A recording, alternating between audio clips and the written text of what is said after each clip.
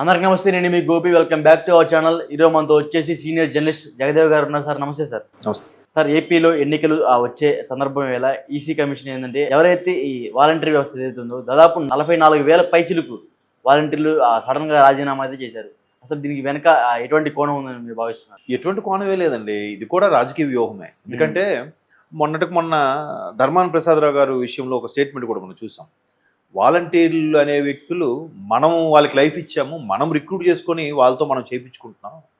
వాళ్ళు కష్టమో నష్టమో వైసీపీ కోసం పోరాడాలి, వైసీపీ కార్యకర్తలా పని చేయాలి.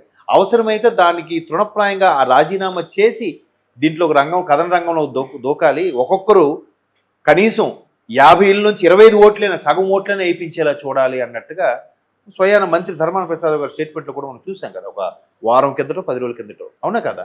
మరి అది క్లియర్ కట్ కదా. మేము మీకు లైఫ్ ఇచ్చాం కూడా మీరు మాకు ఊడిగం చేయాలన్నట్టుగా మా కోసం అంటే కృతజ్ఞతాభావంతో, మేబీ కృతజ్ఞతాభావంతో పనిచేయాలంటున్నారు.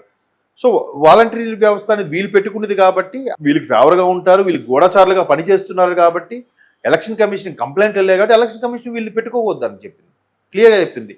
వాలంటరీగా రాజీనామా చేస్తే వీళ్ళు బూత్ ఏజెంట్లు గాను వీళ్ళు గాను చేయొచ్చు. అదేం లేకుండా డైరెక్ట్గా ఆ పక్క అది ఉంటూనే ఇలా చేస్తామంటే ఎవరు ఒప్పుకుంటారు? పైగా అదే పర్మనెంట్ గవర్నమెంట్ జాబ్ ఏం కాదుగా. వీళ్ళు పెట్టుకున్న వ్యక్తులుగా ఒకవైపు వాళ్ళకి ఫేవర్గా గవర్నమెంట్ పథకాలకు సంబంధించిన వీలుగా ఉన్నారు కాబట్టి అబ్జెక్ట్ చేస్తున్నారు. సో వాళ్ళకి ఏం చెప్తున్నారు? వీళ్ళు అధికారికంగానే బాహాటంగానే చెప్తున్నారు, మీరు ముందు చేసి రండి, మన కోసం పాటుపడండి, ప్రభుత్వం వచ్చిన తర్వాత మళ్ళీ ఏముందిలే మేము చెప్తే అవుతుంది కదా, మీకు వాలంటీర్గా ఇప్పిస్తామని కూడా చెప్తున్నారు.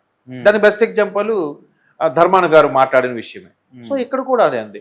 మొదట కాకపోతే వాలంటీర్ల మీద ఈ విధంగా అభియోగాలు వెళ్ళి ఎలక్షన్ కమిషన్ ఎప్పుడైతే తొలగించిందో దాన్ని కూడా వైసీపీ రాజకీయ కోణంలో వ్యూహంగా దాన్ని ప్లస్ చేసుకునేలా మాట్లాడారు. ఎలా అంటే ఒక వైసీపీ శ్రేణికి చెందిన వ్యక్తి చంద్రబాబు నాయుడు ఎప్పుడైతే ఎలక్షన్ కమిషన్కి చంద్రబాబు నాయుడు చూడండి స్టేట్ ఎలక్షన్ కమిషన్కి ఎప్పుడైతే కంప్లైంట్ ఇచ్చారో వాళ్ళందరూ మనోవేదన చెంది ఒక బాధతో మూకుమ్మడి రాజీనామాలకి దిగుతున్నారు అని చెప్పి ఒక పెద్ద ఆయన స్టేట్మెంట్ ఇచ్చాడు, పేరు అనవసరం. తర్వాత కేవలం చిత్తూరు జిల్లాలోనే కుప్పం నియోజకవర్గంలో సంథింగ్ చిత్తూరు జిల్లా మొత్తం మీద 150 మంది ఒకేసారి రాజీనామా చేశారని కూడా మనం వార్తలు చూసాం. అయినప్పటికీ కొంతమంది తెలిసిపోతుంది కదా ఎవరు ఏంటి, ఎవరు ఫేవర్గా ఉన్నారు.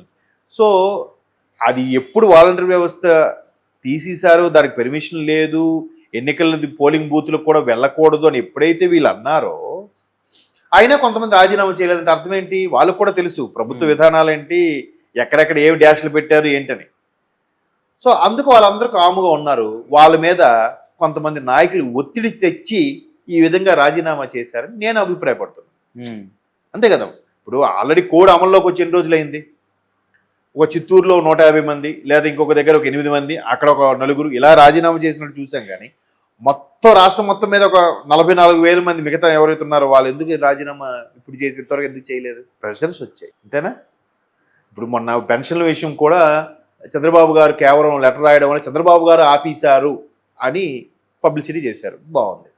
సరే ముతక అంగవైకల్లో ఈడ్చుకుంటూ మెల్లగా వెళ్ళారు సచివాలయానికి. వెళ్ళేసరికి ఖాతాల్లో డబ్బులు లేవు, ప్రభుత్వంతో ఖజానాలో డబ్బులు లేకపోతే చంద్రబాబు నాయుడు ఆపేశారని చెప్పారు. అది కొంతమందికి తెలిసింది. కొంతమంది ఇంకా ఇల్లిటరేట్ పర్సన్స్, నిరక్షరాస్యులు, అజ్ఞానులు ఉంటారు కాబట్టి వాళ్ళకి ఓహో నిజమే కావాలా, మేబీ చంద్రబాబు గారు ఈ అంశం తేపకపోతే వాళ్ళు వేసేవారేమో అనుకునేవాడు ఉన్నాడు. అసలు చంద్రబాబు నాయుడు ఎందుకు చెప్తారు? ఎలక్షన్ కమిషన్ ఎవరైతే వాలంటీర్లు తొలగించిందో వాళ్ళతో ఏ పని చేయించుకోకూడదు కాబట్టి ప్రభుత్వానికి సంబంధించింది సరే అని చెప్పి వాళ్ళకి ఇవ్వద్దని చెప్పింది. అప్పటికి వీళ్ళేం కోర్టులో కేసు వేశారు. వాలంటీర్లు అయితే ముసలి వాళ్ళకి ఇంటికి వెళ్ళి ఇవ్వాల్సి వస్తుంది పెన్షను. అప్పుడు ఎలా అంటే వెంటనే కోర్టు ప్రశ్నించింది, మరి ఇవే పథకాలు పెన్షన్ పథకాలు చుట్టుపక్కల రాష్ట్రాలకు కూడా ఉన్నాయి కదా, ఆయా రాష్ట్రాల్లో కూడా ఇటువంటి వ్యవస్థ ఉందా? మరి ఆయా రాష్ట్రాలు ఎలా అందజేస్తున్నాయి, మీరు అలా అందజేయలేరా అంటే ఆయా రాష్ట్రాలకి ఎంత తెలివి లేదు, మాకే ఉంది అన్నట్టు చెప్పారు. సరే అలా రానేని వానికి మీరేదో ప్రత్యామ్నాయం కల్పించి సచివాలయ ఉద్యోగులతోనో రెవెన్యూ ఉద్యోగులు ఎవరో ఒకరు పెట్టి ఆప్షన్ పెట్టి చేయించారని కూడా చెప్పింది. అయినా వీళ్ళు ఫాలో అవ్వలే. ఎందుకు? ఒకవేళ అలా ఫాలో అయితే మళ్ళీ పెన్షన్ వచ్చేసింది కదా, చంద్రబాబు గారిని టీడీపీని బూచిగా చూపించాలంటే ఇక్కడ వీళ్ళకి అవకాశం ఉన్నా ఇవ్వకూడదు. ఇవ్వకుండా ఉంటేనే కదా ఇంపాక్ట్ పెరుగుతుంది. అలా చేశారు. సో ఎట్టకేలకి ఎప్పటికీ కొంతమంది వాలంటీర్లుగా ఉండిపోయారు కాబట్టి ఎవరెవరైతే నిజం తెలుసుకుని ఉన్నారో వాళ్ళతో కూడా బలవంతంగా రాజీనామా చేయించుంటారని నేను అనుకుంటున్నాను. అందుకే ఒకేసారిగా రిమైనింగ్ 44,000 మంది రాజీనామా చేశారు. మరి ఇది ముందే చేయొచ్చు. నిజంగా వాళ్ళందరూ స్వచ్ఛందంగా వాలంటీర్లందరూ కూడా వైసీపీకే ఫేవర్గా ఉంటే, వాలంటీర్లందరూ కూడా ప్రభుత్వానికే ఫేవర్గా ఉంటే ఎప్పుడో రాజీనామా చేయాలి కదా. ఇప్పటివరకు ఏం చేశారు? ఈ క్వశ్చన్ వేస్తే వాళ్ళ దగ్గర ఆన్సర్ ఉండదు. అంటే ఆ జగన్ గారు ప్రవేశపెట్టిన ఈ వాలంటీర్ పథకం ఏదైతే ఉందో మొన్నటిదాకా 5,000 రూపాయలు శాలరీ ఇస్తున్నారు. ఇప్పుడు టీడీపీ గవర్నమెంట్ వచ్చిన తర్వాత 10,000 ఇస్తా అన్నారు. మొన్నటిదాకా చంద్రబాబు విమర్శించారు వాలంటీర్ వ్యవస్థ తప్పు ఇది అని. ఇప్పుడు సడన్గా ఆయన 10,000 ఇస్తా అన్నారు. దీన్ని మీరు ఏదైనా అదే అంటే ఇప్పుడు ఆల్రెడీ సరే దాని మీదే బతుకు జీవుడా అని బతికే వాళ్ళు ఉన్నారు. అలాంటి వాళ్ళు ఇబ్బంది పడతారు. లేదు ఎన్నికల వ్యూహం పరంగా ఎందుకులే ఆ ఒక్క ఓట్లు కూడా ఎందుకు మనం పోగొట్టుకోవాలి, వాళ్ళను కూడా మచ్చిక చేసుకోవాలనే ఉద్దేశంతో ఆ స్టేట్మెంట్ ఇచ్చారు. అందులో కొంత జెన్యున్గా ఉండే వాళ్ళు ఉంటారుగా. ఇప్పుడు 44,000 మంది ఉన్నారు. ఈ 44,000 మంది మొన్నే రాజీనామా చేయాలిగా, చేయలేదు. ఫేక్ అంటారా? ఇప్పుడు ఆ 44,000 మంది కూడా అరే వాళ్ళు ప్రభుత్వానికి కాదు, వాళ్ళు సిన్సియర్గా ప్రజల కోసం చేసే వాళ్ళు అయి ఉంటారు. సో అలాంటి వాళ్ళ కోసం ఈ వ్యవస్థ ఎత్తకుండా వాళ్ళకి ఏదో చేయూతగా మనము ఒక పథకం కింద లేదా నిరుద్యోగ వృత్తి కింద ఇద్దాము, లేదు దానిలా పెట్టి ఇంకో రకంగా వాడుకుందాం. గతంలో జన్మభూమి అని చెప్పి ఏవో పెట్టారు కదా, శ్రమదానం అని చెప్పి కొన్ని, లేదా విలేజ్ కమిటీలని, స్కూల్ కమిటీలని పెట్టారు కదా, వాళ్ళని వీటి క్లబ్ చేసి వాడుకుంటారేమో వీళ్ళ సేవల్ని. అంతే కదా. ఇప్పటివరకు వాలంటీర్కి ఎక్కడ వర్క్ ఉంటుంది? నెల మొదట్లో ఉంటుంది, తర్వాత అంతా ఖాళీయే. ఏదైనా ఒక సర్టిఫికేట్ అవసరమైతే తప్ప పెద్దగా పని ఉండట్లేదు. దాన్ని రకరకాలుగా వీళ్ళు వినియోగించుకుంటారేమో.